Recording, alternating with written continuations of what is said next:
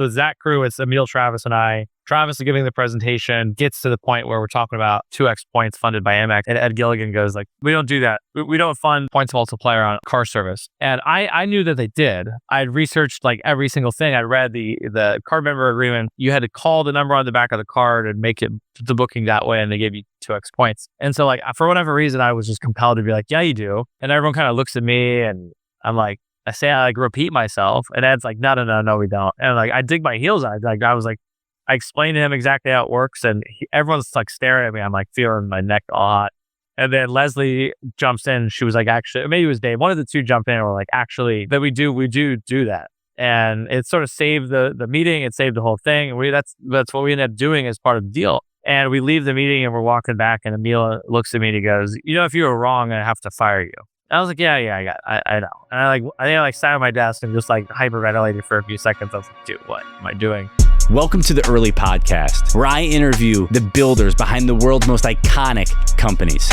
I'm Max Crowley. I was Uber's 25th employee and spent years scaling one of this generation's wildest rides. Each week, I sit down with the early innovators who really made it all happen. So please, tune in, like the show, subscribe, tell your friends, keep coming back. Let's go. Marshall Osborne, welcome to the podcast. Thanks for joining. Excited to be here. Thanks for having me, Matt. Absolutely. All right. So Marshall, you're from Indiana. From an early age, you're absolutely a people person. You're always hustling. What were you doing as a kid? And, I know you have sort of your first professional experience with Tetherball when you're in high school. What did you learn about yourself from that time?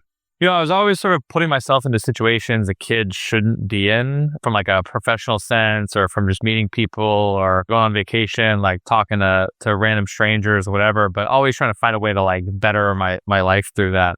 And I met this guy who was the CMO, a really cool search company that was based in Indiana. And we got to know each other because he had guest spoke for a group at my high school that I had brought in. And he just liked my like demeanor as like a high school student and like, forward thinking approach to relationships and building and networking. And so he offered me an internship at a company that he was building called Tetherball. It was sort of like NFC technology powered loyalty pre any of that existing. So this was like iPhone 1 or iPhone 2, where you would have a tag that you put on the back of your phone and you could scan it when you checked out at like Dairy Queen or Qdoba or whatever quick service restaurant, and that would track your loyalty program versus like a physical punch card. And so I was just there sort of like marketing hustler, going to test it out in different places like Dairy Queens in rural Indiana, helping them build partnerships with large franchise operators for Qdoba. I really had no idea what I was doing, but I was just excited to like be doing something that wasn't lifeguarding or working at like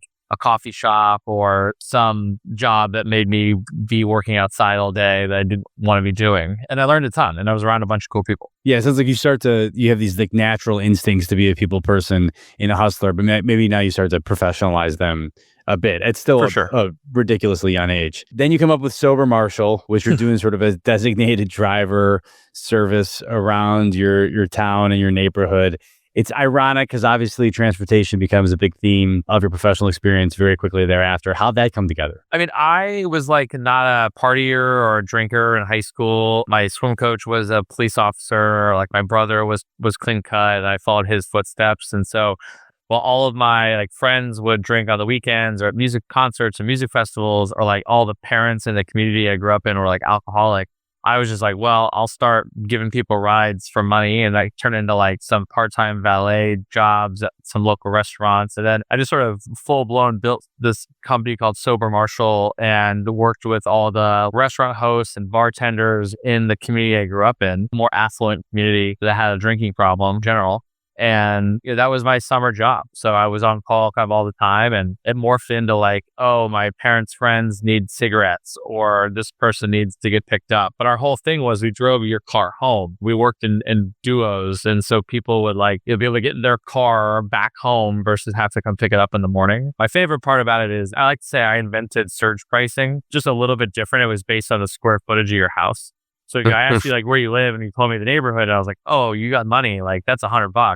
But you're like, oh, I live in this neighborhood. And I'm like, Yeah, like $20, I'll get you there. And it was like Peyton Manning's neighbor. One time I drove home and he gave me like $250. It's like an hour of time. I was like, this is sweet. I should do this all the time. I should make an app that connects riders and drivers. I should make an app. You're welcome, Travis and Garrett. I came up with it first. We fast forward a bit. You ended up at Miami of Ohio.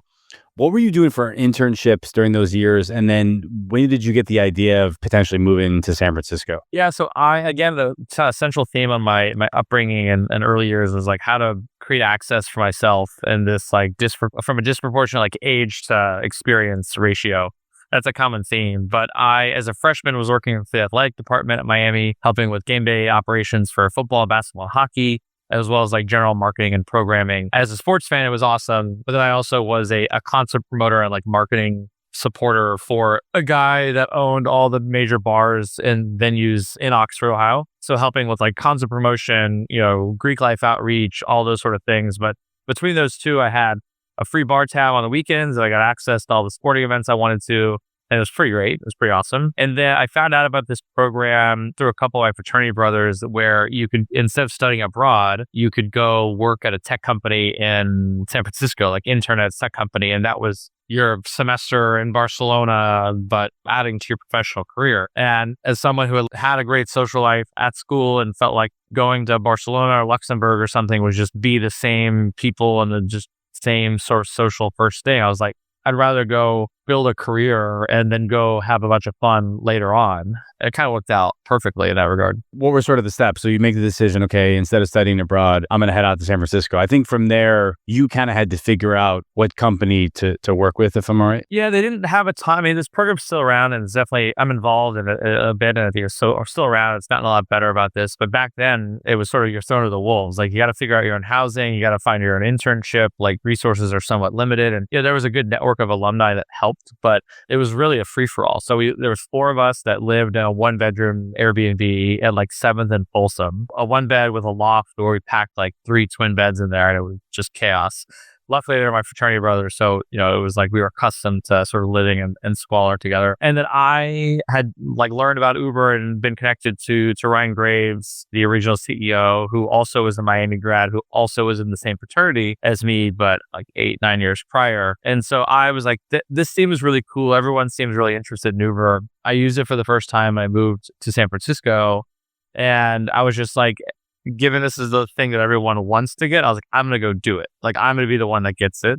And that sort of kicked off that whole process. Were there other companies that you were talking to at that time? Not really. I sort of put the horse blinders on and I was like, I'm going to go after just this one. Everybody else was talking to a bunch of different companies. Most of them were like smaller, sort of somewhat random startups. Some of them actually became super interesting. There was a bunch of our group that ended up at Twilio for many years, which was obviously a huge success. But I was just like, I'm going to do this Uber thing until it doesn't work out, and then I'll figure it out from there. I mean, pretty wild. Like you're from Indiana, you're at Miami of Ohio, you make the decision to move to San Francisco for a semester. You don't have a job. You don't really have housing set up. You get out there, you're taking a bet that Uber is going to accept you, even though you have no guarantee remotely on that front. And then I think you get turned down on your first go at it with Ryan Graves. Yeah, I go meet with Ryan. We're in the office. This is like the opposite person, Howard, and he's super nice. I mean, Graves is the best, but he's like, we don't want an intern. I think they had one. I was the second class at Miami that did this. And I think they had a guy in the first class and like, I don't know what happened, but it didn't seem like they were interested in doing it again. And he was literally like calling other founders. I think it was like the Get Around founder, like asking them if they needed an intern while I'm in the room, like listening to this. I was just like, hey, like, I don't really want to work at those other companies. Like I want to work at Uber. I challenged him a little bit and I was like, look, man, like you don't need to baby me. You don't need to I just like throw me to the wolves. I'll figure it out. I'll help. And if I don't, like I'm gone in 3 months. It's like not a big deal. He's just like, no, sorry, man. So I leave pretty dejected. I'm in an Uber on the way home, telling my Uber driver about this. And then Ryan calls me and he's like, hey, our like VP of Biz Dev at Hubbard, he said you might need an intern. Like, do you want to do Biz Dev? And I was like, yeah, sure. Why not? Don't know what that means. Yeah, don't even know if you can spell business development at that point. Yeah, but, I was like, is sure. it BUSDEV, BIZDEV? Like, jury's out on that one. And so I meet Ed for dinner like a night or two later at some spot in North Beach. And, we talked for like 3 or 4 hours about so many things, weird stuff, how he buys his like medicine on petmeds.com and stem cell research and didn't talk about Uber at all. And he called me the next day. He's like, "Hey, I really liked you. Like, you start on Monday. We'll give you some money and we'll figure it out." And we're off to the race. What was your learning from that interview process? I think I learned and continue to thrive in atypical interview processes where it's more just like, how do you connect with people, and like, how do you build a quick relationship with somebody versus what can you do, especially in that environment. Like, there was not a prerequisite for what would be successful, especially as an intern, right? You're taking a flyer on a college kid. Uber is sort of inventing something new in this like app economy, early stages of the iPhone app economy. It's similar to many jobs at Uber. I don't think there was like a defined process for how you found the right people. It was like, who do we feel was like mission oriented and we got along with? And I've applied that in a lot of my stuff where like, there's a lot of really smart people. There's a lot of people that have high agency and will hustle and do all the work. But like, who do you want to spend your time in the trenches with and really interviewing for that? And I feel like I'm pretty good at connecting with people quickly, assuming I want to. Yeah, I mean, look, cultural alignment definitely is a theme throughout a lot of these podcasts that we've had thus far of sort of the early days of vetting people and trying to make sure that they're the right people to be, in the trenches with. All right, from there you become the second most famous intern in Uber's history, because Austin Geit obviously is the GOAT and it takes the cake on number one. No, Dom, there's a few in there. I can't Dom, say that. Yeah. Michael York, there's a group of us. I put myself in the top 5. If you want to put it higher than that, that's on you. But yeah, it is wild that there is the handful of interns that end up being so impactful on the company, which is great. And it shows again the sort of the craziness of Uber of like, it doesn't really matter what your background is or what your degree is or if you drop out or whatever. Like, it's all hands on deck. The best people possible. All right, so you get in the mix now. You're an intern at Uber. You're 20 years old at the time, something like that. Yeah. 20. And what are those first couple of weeks like? I mean, dude, I had no idea what the heck was going on. I just would show up and just didn't know anybody, couldn't go to the bars and drink with people after work because I lost my fake ID my first weekend in San Francisco. It's a whole nother story. But I just was trying to make friends, trying to figure out how to add value, and probably tried to be friends with Travis way too hard. But that worked out okay. But it was really just trying to learn, understand, meet with people, understand figure out what the heck's going on, how does the app work? What do we need to do? How can I help? And it took me a couple of months, probably took me 2-3 months to really get into a groove where I felt like I was actually helping. Yeah, I know that, you've said that you never doubted the ability for Uber to succeed, but maybe had, your own self-doubt. And obviously, I mean, how could you not? If you're 20 years old and now working at this crazy high-powered company, what do you think kind of pushed you through in I know that maybe South by Southwest or film festivals or whatever else kind of came up, in those first couple of months. When did you feel sort of something shift in you? Hey, you know what, I can actually do this, and then eventually maybe even drop out of school and do this full time. I think that South by was probably the moment, right? It was really a place where I was thrown into a groove. I think you were part of that crew of hey, go sort of quarterback and run this. That let me just do what I do. I'm setting us up in parties off of Twitter connections and just hustling and forcing ourselves into places that we probably didn't need or deserve to be in. I mean, think about just the chaos and craziness of that and all the celebrities we had writing and the whole Uber Lux thing. It allowed me to show, that I was a problem solver, that I could figure stuff out. I could add a bunch of value and do a bunch of things that were kind of insane at the time for a 20-year-old to do. And that resonated with a lot of people. I maybe got a little ahead of my skis at some point in that, a little too fast and loose, but it was a good test case for me to show hey, you don't really pay me anything, but I can create all this value. And it put me in a position where I was oh, okay, here we go. I've got momentum. I'm kind of finding my niche in the company as this guy you can plug into situations and make connections and put us in the right spots for stuff. And, eventually we kind of built a team around doing that. But that was probably the moment. And after that, that was when Travis suggested that going back to school was a bad idea and I should stay at the company. And it kind of made sense to me. So, that's what we did. Was that on your radar before you had that conversation with him? Not really. I'd accepted an internship for that summer at ExactTarget in Indianapolis, which at the time was the biggest, best tech company in Indy. They went on to sell for $3 billion to Salesforce a year or two later. And so I was like pretty amped about doing that. I'd spent a ton of time interviewing for it. There was like a couple thousand people that try to get these internships, and there was like 10 of them that I got. And so I was not even really thinking about it. And then I'll never, like, I can remember where I was sitting when Travis said this and like how all that went.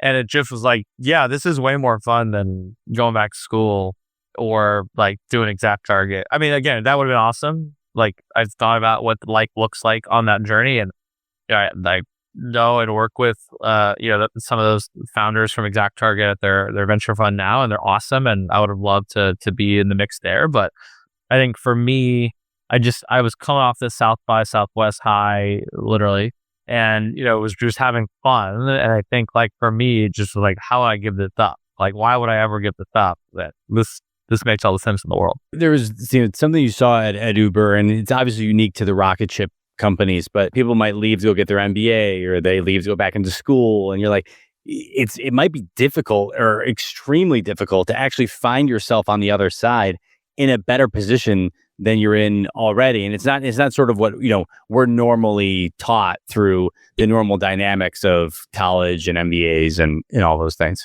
I mean, look, you look at another famous Uber intern, Don Narduchi, who I believe is still at Uber, which is insane. Like, he's the longest tenured employee at the company. But he had done that. He had been an intern, then he went back to school, and he kind of came back, and he had told me the math he'd done in his head of like missed opportunity financially. Not that I was even like in the realm of that, but I was like, I don't ever want to like second guess this. And, I didn't like, I had things at Miami pretty dialed in, and I was like, what am I going back to? Like, I'm just going to like coast and go out 5 nights a week. And I'm like, it's going to be fun and it's going to be easy, but like, is it going to change my life? No. And am I going to just hang out with the same people all the time? So for me, I was like, the CEO of this company is personally telling me I should stay. He's telling me he didn't finish college, and like, why do I need it? I got these colleagues of mine who had been through similar circumstances, and like, I'd seen their story. It was a seize the moment kind of thing. It was like truly the like, you're offered a ticket on the rocket ship.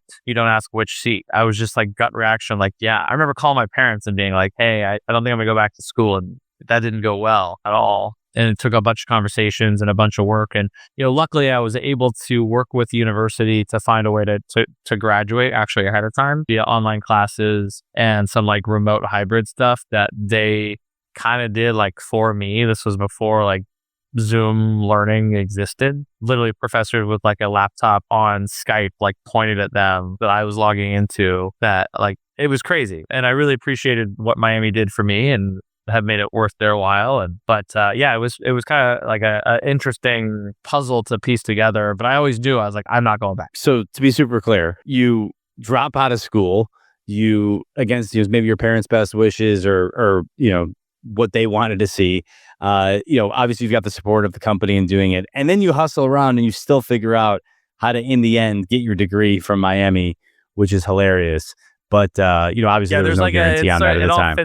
No, I mean, there was I had to write a petition to the president of the university and the deans and like go meet with them on campus. And when I was waiting for the approval, it was either like approved, yes, this will work, or like, no, we can't do this. And if the answer was no, then I wasn't going to graduate. Like I was just like not going to go back. Yeah, I don't know how my folks would have taken that, given how much money we had invested in all that. But like it would have worked out some way. All right. So one of the early deals that you really had strong hands in, if not, kind of led the majority of, was the NFLPA deal. This was a deal where, through the NFL Players Association, we actually got credits into players' accounts.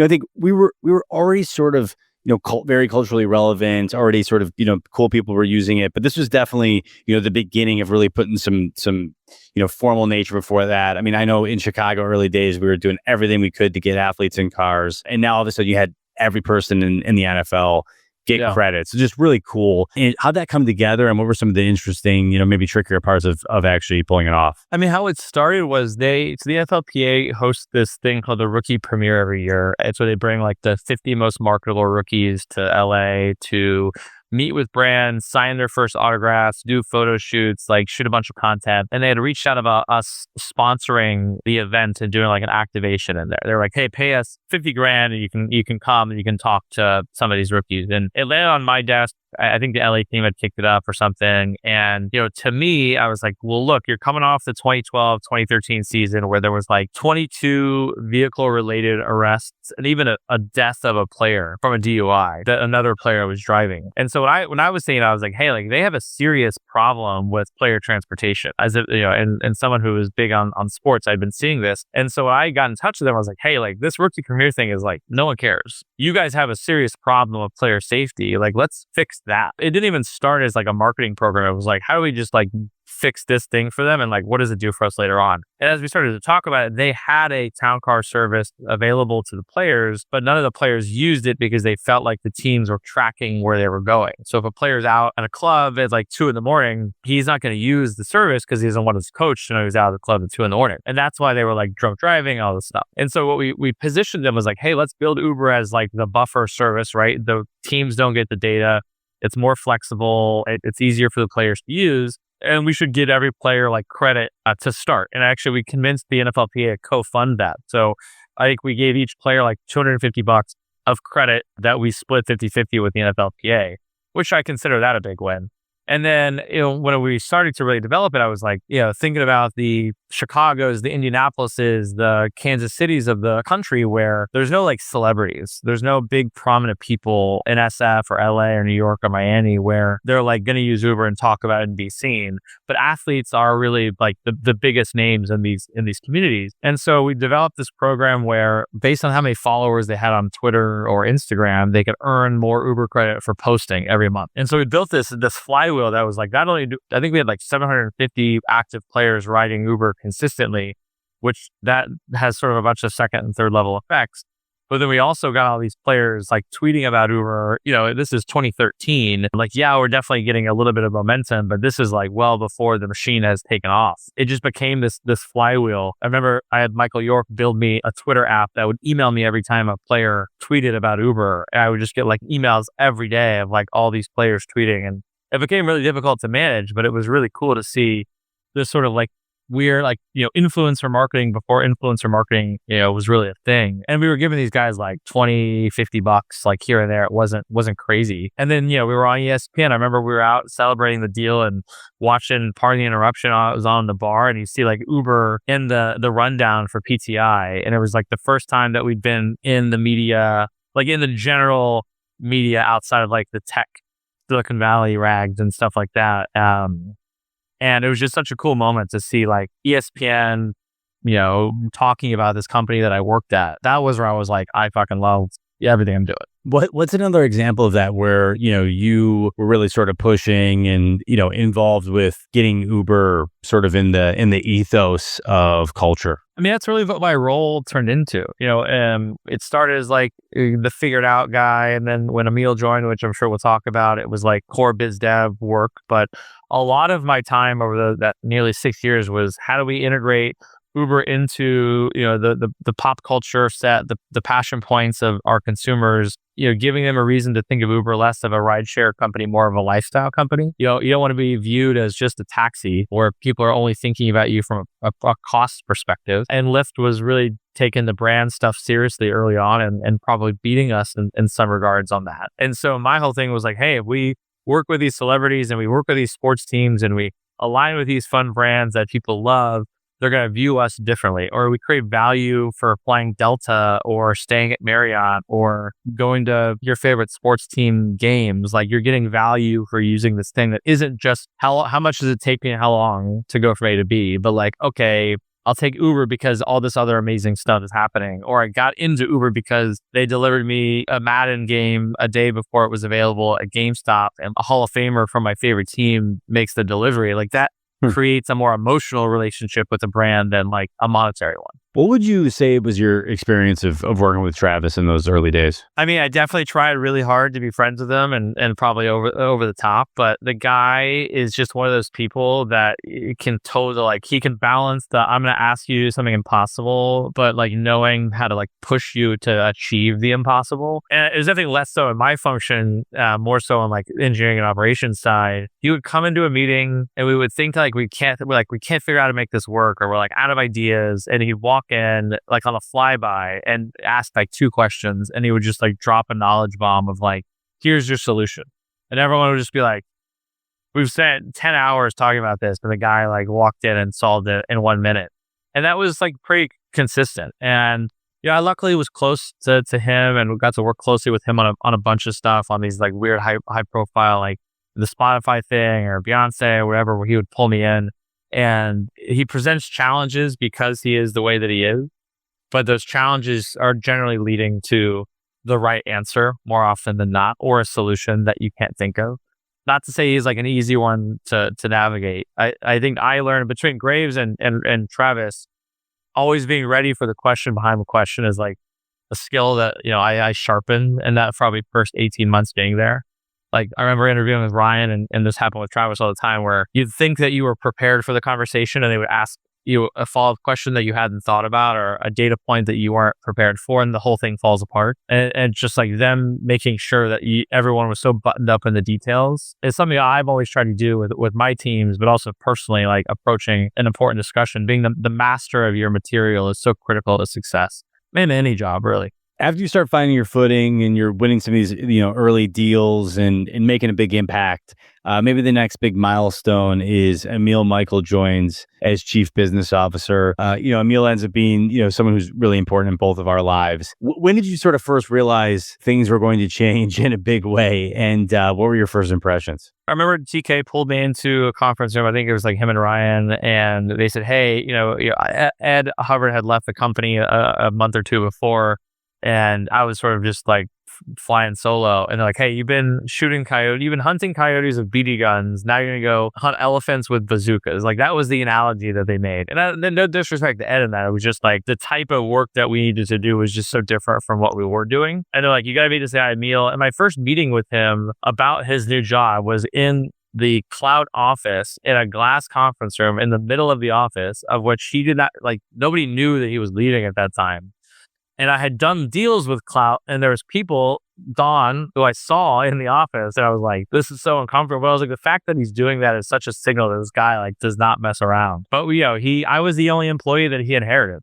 So he's coming into this company, it's raised hundreds of millions of dollars and has this big mission. And like the team he's got is this 21-year-old college dropout. I think he was who knows what he thought of me at that time, but I think I very quickly made enough of an impression on him that of like a value add and just deal guy, relationship guy, that he had immense trust in me for forever. What was one of the first like kind of early highlights of working with him and just being like, all right, this is like a game changer? I mean, I remember we did a road show, like SF to LA to Atlanta to Miami, or no, SF to LA to New York to Atlanta to Miami, like leading up to the Uber Miami trip that like September of 2013.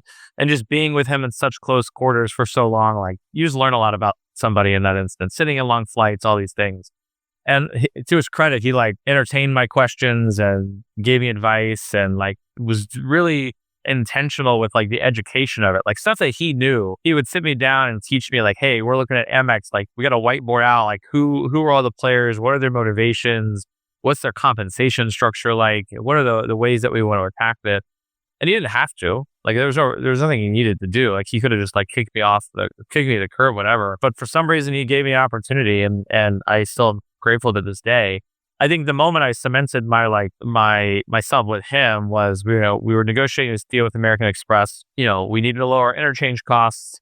We wanted to tap into their member base at the time. Our business was 80% black car and aligned really well with the Amex base. And we wanted to attract more of the Amex customer to Uber. And so I'd been working on this deal and coming up with all these ideas and doing all this research. And what we landed on was, we want Amex to fund a 2x point multiple on rides taken on Uber with your Amex card, and then create the ability to use your membership reward points to pay for your Uber ride as sort of like an earn and burn structure. I created this deck, and we felt really confident in it. And the Amex team flew out to the office. It was Ed Gilligan, REP, who was president of Amex at the time, Leslie Berland, who was like running his digital partnerships and development team, and then to be on the CMO of Twitter, amazing woman, and then Dave Wolf, who was like her right hand. So it's that crew. It's Emil, Travis, and I. Travis is giving the presentation, gets to the point where we're talking about, 2x points funded by Amex, and Ed Gilligan goes like, yeah, we don't do that. We don't fund, a points multiplier on car service. And I knew that they did. I'd researched like every single thing. I read the card member agreement. Like you had to call the number on the back of the card and make it the booking that way, and they gave you 2x points. And so like, for whatever reason, I was just compelled to be like, yeah, you do. And everyone kind of looks at me, and I'm like, I repeat myself, and Ed's like, no, we don't. And like, I dig my heels on it. Like, I explained to him exactly how it works, and everyone's like staring at me. I'm like feeling my neck all hot. And then Leslie jumps in. She was like, actually, maybe it was Dave. One of the two jumped in and were like, actually, that we do that. And it sort of saved the meeting. It saved the whole thing. And that's what we ended up doing as part of the deal. And we leave the meeting and we're walking back, and Emil looks at me and he goes, if you were wrong, I have to fire you. I was like, yeah, I know. And I think I sat at my desk and just like hyperventilated for a few seconds. I was like, dude, what am I doing? But that's sort of me. Like, I'm not somebody I would ever like not speak up because I am confident. And yeah, I've said a bunch of things that were wrong. Not a bunch, but I've been wrong in those instances and have egg on my face. But like, I'm usually pretty solid at digging my heels on things that I have conviction on, or I fully believe. No, totally. I mean, there's a balls out move, but definitely, goes along with the theme. Yeah. I mean, I think really that was probably one of the early tech credit card deals. And now, as you fast forward, there's so much of that. I mean, Dash Pass on Chase has been a huge driver of DoorDash's growth. Go off on Chase, yeah. Yeah, I mean, it becomes a common theme. One of the cooler deals that I think you worked on that I loved, and it didn't really sort of panned out. It was maybe more hype than, really could work well, was the Spotify deal, with the idea that you could jump in an Uber and play your music relatively automatically. And, it did work, but whatever.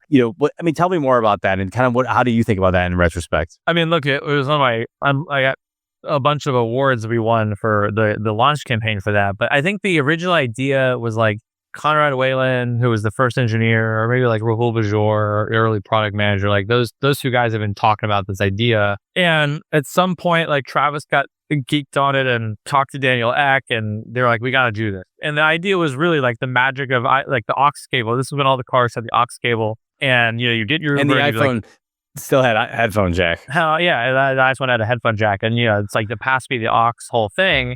And we're like, why can't we make that like a magic moment and make that like a better experience? So, luckily like Travis and Daniel were friendly and just sort of like got on and were like, hey, we should do this. And it was myself and this guy, Michael Berner, who coincidentally was sort of be at Amex doing the deal with me from Amex, and then came over and joined yet another Miami of Ohio, Beta Hit of High alumni. There was a lot of us, but it was like he and I, and then two guys from Spotify that like Skunkworks sort of developed this. And I think the experience was awesome. The challenge was like getting drivers to have the aux cable plugged in and the feature enabled. Like it became this sort of really random experience. Like I think it was like 1 in every 10 rides got it. So for us who took Uber all the time, like it happened pretty regularly. To the common person taking like 3 or 4 rides a month, it was pretty rare, but it was magical when it happened. And we did the launch with like in 10 cities. We had different like musicians driving Uber and performing concerts, and it was like a really awesome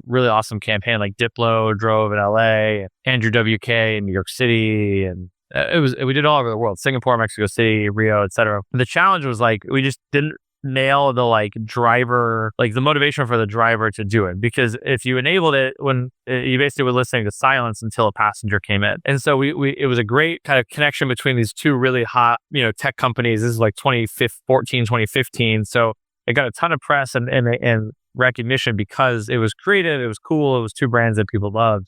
But then we ran it back with Pandora a couple of years later, but really focused on unlocking access for drivers to have better audio. The idea I originally said was like, we have all these drivers, from different countries outside of the US, and there's these little kind of micro communities within the driver populations of every city. Wouldn't it be cool if we could give them access to like the radio stations from their hometown and, wherever that was around the world, so it could feel like they were home? That was sort of the original idea. And that morphed into like, hey, let's give all the drivers, Pandora subscriptions so that they have this feature enabled set up, because it required the same aux cable sort of plug-in. And then that allowed the frequency of the Spotify experience to happen more and more. But eventually, as many things did, it was just like, we can't commit, this engineering resource and team to like Uber Music, which was a super cool thing that I loved like being a part of, but ultimately was like not foundationally important to the business. A lot of good memories though, for sure. Super cool. Just hard to execute. I mean, it also shows you why even the fact that Uber can execute at all across the scale that is Uber is a miracle in a lot of ways. And so, yeah, then adding the complicating factors of aux cables or Bluetooth or, a third-party music subscription, it unfortunately, breaks fairly quickly, but still awesome. Vegas 2015. This is sort of now, unfortunately, fortunately, whatever, an infamous story in sort of the laurels of Uber. We have a 5,000 person company event in Vegas in the fall of that year. Beyonce performs alongside like David Guetta and Kygo, I think. David Guetta, whatever. And the man who solved racism during the George Floyd. Yes, 100%. Shout out to his family. What's the real story about Beyonce performing and how that came together? And what were the deal terms, if you can share any of that? And how did you get the other? Because there was like other people that were performing too. I mean, it was a whole complicated mess of these people. Yeah, there was a team of somewhat earlier or just like well-connected folks in the company that were sort of quarterbacking this program. And it was like 4,500 people. Flying 4,500 people to Vegas is a logistical nightmare. Like, how do you get everybody there? Where do they stay? How do you program it? We built an entire brand of a fake company hosting an event in Vegas to like hide the fact that it was Uber, just given how much of a firebrand the company was in the media. But so much time was put into the planning. I got pulled in as like the special projects parties guy, because I ran the relationships with all the Vegas operators and the musicians and everything. So, it was like, oh God, I got to go like plan a party at XS at the Encore with Kygo and David Guetta. And a lot of these were just relationships that we had built over the years. We partnered with Kygo on a bunch of things, and I'm so close to those guys. And David Guetta's management team, we've done a bunch of work with internationally in the past. And so, it was relatively easy. And Travis had sort of set a budget for these different buckets at the beginning and was like, hey, do the best you can within those buckets. And, I think we wheeled and dealed in some equity and some cash on some of those. But yeah, having Kygo and David Guetta play back-to-back at XS was cool. And then the next night, having Beyonce perform in basically a music festival stage that we built at the Palms Pool. I mean, I'll never forget getting added this email because Emil and Travis had proposed that Jay-Z and Beyonce play together, which was shot down. But they asked for like way too much money. So it was like dead on the vine. We were calling like it was like Shakira, Britney Spears, Justin Bieber, like Bruno Mars, like we were looking at everybody. But then Travis was like, we got to make this Beyonce Jay-Z thing happen. I was like, look, guys, like I'll work on plan B and plan C, but let me know. And so I get added this email one day. And it's like Travis, Emil, Shervin, Jay Brown, Jay-Z, like basically agreeing on a number and a date for Beyonce to perform. I think Jay Brown or somebody had been like, okay, Leanne from Parkwood, who was Beyonce's management company, Leanne will handle this from our side. And Emil adds me and goes, Marshall has it from the Uber side. And I'm like, okay, like this is big league. And so, I mean, look, the deal was like a couple $1 million, mostly pretty much all in equity. And there's been numbers that have been reported that like are absolutely astronomically incorrect. Like you're talking like low single-digit millions of dollars at that time, where the stock is now like maybe like close to $10 million, depending on exactly what the valuation was at the time, and if they'd not sold anything today. But I get this thing dumped in my lap, and they're like, "Hey, and Marshall will figure it out." And I remember I get on the phone with Leanne Callahan from Parkwood, and we're like chatting. She's like, "Oh, this would be great. We have like 6 months or like whatever." And I'm like, "Oh no, this is like 2.5 months away." And she's like, "Oh yeah, no, we can't do that. There's no way." I'm like, "Yeah, we got everyone's agreed." And so it became this sort of cat and mouse game of like, how can I keep them in the mix as like everything is possibly going wrong? Like we didn't negotiate a production budget, and I had to negotiate that after the deal was signed, which you never would do because it's like a lot of money.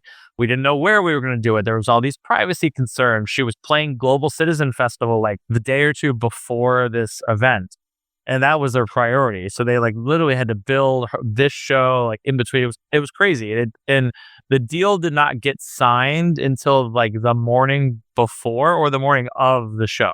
Like they were in Vegas, but she would not have performed if the deal didn't get signed. And so much of it was like her lawyers were struggling to understand the equity component. This was like, this is before like celebrities were doing equity investments. Now it's like everyone does it, so it's not such a big deal. But I'll remember I was in Iceland in like 2015, like maybe a month or two before this event, and I'm walking down the street. I've had a few drinks, and I'm on the call with her lawyers and with the Uber lawyers. And they're playing this out of this scenario where like, if this edge case happens, then she like doesn't get any money. And they like, we can't take that risk. And I literally was just like, guys, if that happens, like I lose all of my network. Like she's fine. You're all good. But like, I then have no money to my name. So like, I have no empathy for this scenario. Like, I'm sorry, we can't do it. And they were like, okay, that makes sense. And like, that was like the last unblock. But we got the deal done. We threw this amazing concert. It was a great secret. I think I had like told people some other names to like set off some rumors within the company of, oh, it was Britney Spears, oh, it's going to be Katy Perry or whatever. And yeah, we threw a Beyonce concert and there was no like record of it that happened, which to this day is like, I consider one of my greatest accomplishments. Just given the secret sequel. Yeah, no one knew that it was happening, basically. There was like some rumors and some stuff came out like years later, but there's not been like video footage of it that's come out other than like Uber employees sharing it. But it was awesome. I mean, it was the most stressful. Like I remember as soon as she goes on, I'm staying with Travis and Emil looks at me and goes, "You should probably never do this again. It's not good for your mental health." And I was like, "Yeah, I agree."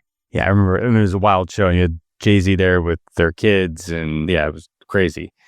How do you think about that construct of an equity cash deal with a celebrity? I think it's at bare minimum, a hybrid deal is table stakes, right? Because incentives are then aligned. Like in a cash endorsement, there's really no reason for them to like follow through beyond what's in the contract, to put a lot into it. Like if they check the boxes, they get the money. Companies big and small, like especially earlier stage companies that are doing these talent deals, like they need that equity to go to work for them because they could use that to go raise money, to go hire talent. But they're putting a bunch of their like faith in these celebrities. And if you don't have incentive alignment, then it's always going to go sideways. And so equity is like the first step in that direction. Then how you vest that equity or how you structure those deals. Like I've gotten a lot. I mean, what we did for artists and talent partners back at Uber is not how I would do it now. I think the industry has learned a lot, but it is table stakes to have equity as a key driver, just to make sure that like you have that person along for the ride and they have an interest and a reason to like go above and beyond or be involved further than that one engagement. Well, so like, what would you do differently from now to that, or from then to now, or just in general? Yeah, or just if you were going to strike a deal with a celebrity right now. I mean, look, I think it's ensuring that you're dealing with talent that actually use or like the product that you have. You see so many of these deals that just don't make any sense, or names attached to things that like there's no connection to it. If you're basing like, hey, we're going to go give talent Y a bunch of equity for this company, and their audience does not see a connection between the celebrity they follow and the product or category that it's within, like then all of that belief of, hey, they're going to post on Instagram and their fans are going to buy this, like that's sort of thrown out the window.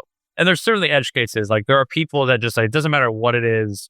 If they talk about it, it will drive sales, like a Kardashian Jenner type caliber person. There's a few of those.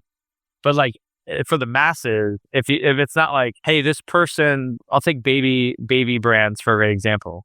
Like if you're a mom, a celebrity mom, like Chrissy Teigen, who's very public about her kids, her miscarriages, her challenges with pregnancy, like it's a very real, raw story element to her.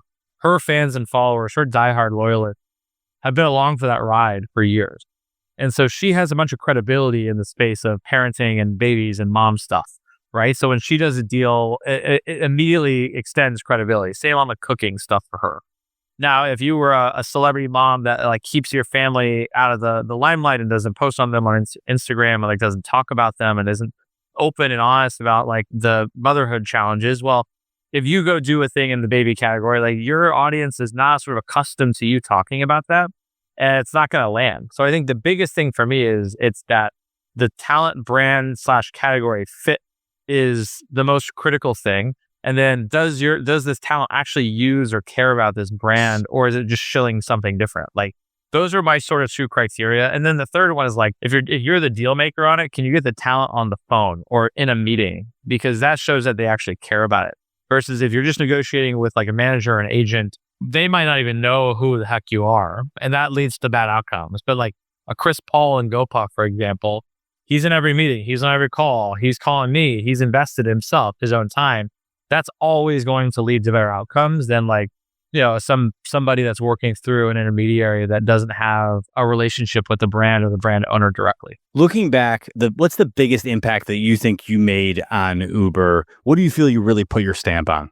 I can't say I singularly did, anything, as there was amazing people everywhere. I think my focal point of how do we build Uber into this verb in the pop culture sense, right? How do we get it into the Entourage movie? How do we get the celebrities using it? How do we do partnerships with all these big consumer brands that you like? That allowed Uber to become more synonymous with things that wasn't just, I need a ride. And from 2013 to probably 2016, I think that was a really critical way for us to grow as a business, especially given that we weren't spending on marketing. We didn't do TV ads. Like we really didn't have a centralized marketing organization until probably like 2017, 2018 after I left, or as I was leaving. And so I would say a lot of the work that I and my teams and my peers did was around making Uber that household name to everybody, not just in the lens of like, hey, this app on a ride for. I could say, I'll let other people sort of say whether or not, I was really that central to it. But, I like to think that a lot of the work and relationships that I cultivated, like were pretty crucial to that success. Couldn't have done that without everybody else building the company and launching in cities and building a great product and designing a great app and all that sort of stuff. No doubt. Look, everything's going to always be, a collective group effort, but it's what thing do you think you really, had your hands on? And I think that absolutely that. What do you think? What do you think I did? No. I totally agree.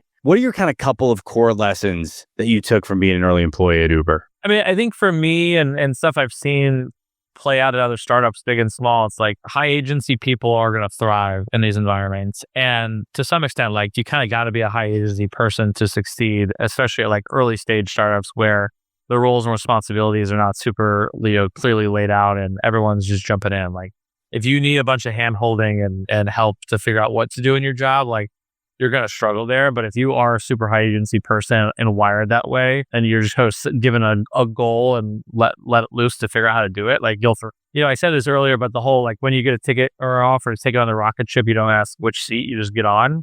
I think it's so true. I think some people get too caught up in the title, the role, the responsibilities. Like I'm someone who approaches everything as like, hey, make me the janitor. Like I don't really care what my title is or what I do. Like let me just get in and do what I do best, and we'll figure the rest out later. Like I'll add enough value for you that you'll want to give me a title or pay me, but it's not why I'm joining your company or not why I'm doing the things that they do. I think that's what I learned to be better about since I've left Uber in my career. But looking back, when you have that feeling like, oh, there's something here and you're passionate about it, is like you don't get caught up in the details.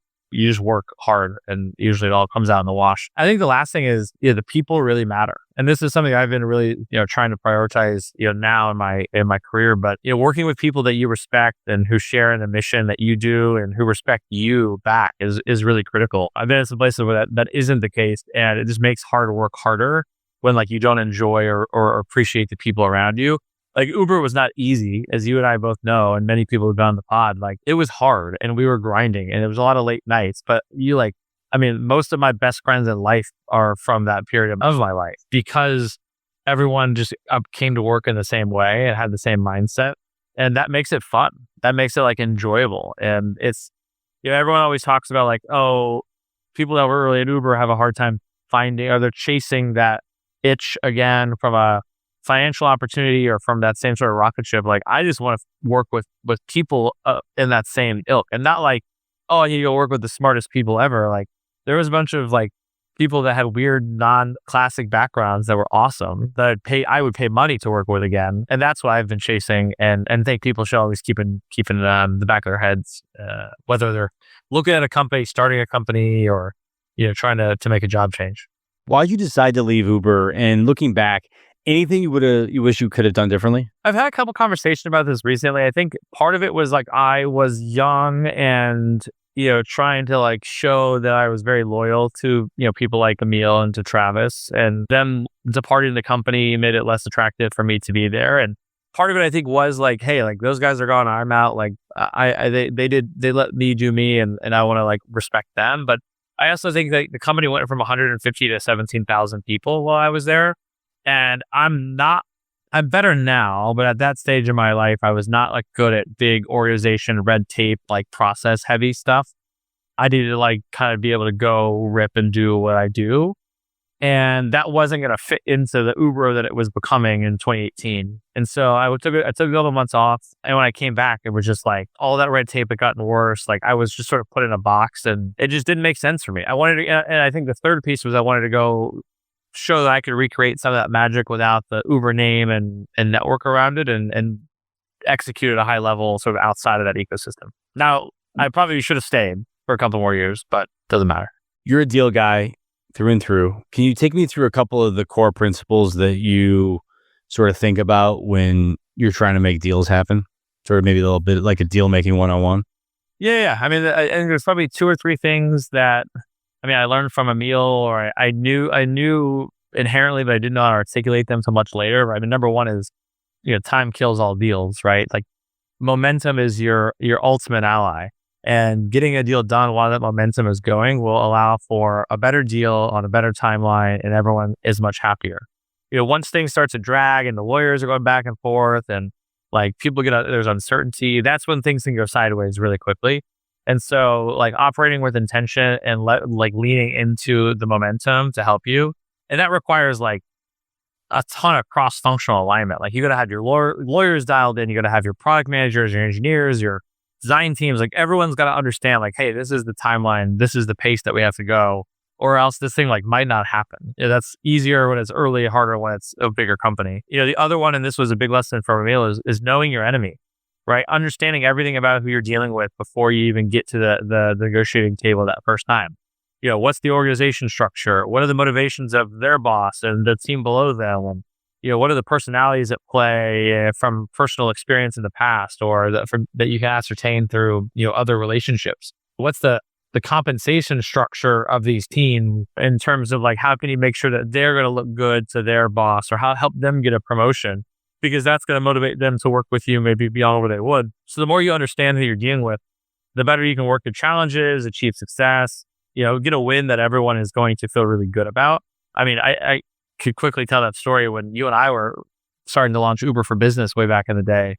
We took a meeting with Hewlett Packard in Dallas, and their procurement team was basically like, hey, your prices are 40% cheaper than our existing rates for a town car service from the airport to the office. I'm making that 40% up, but it was a lot. But he's like, I'm compensated based on the discount I can negotiate with our vendors. So even if I just sign this deal, the company saves money, but like I don't make money. And so I was like, hey, what if we just artificially increase the prices to be even to your current prices, and then discount them down to what our actual price is? And the guy was like, oh my God, you can do that? Like, we'll do this tomorrow.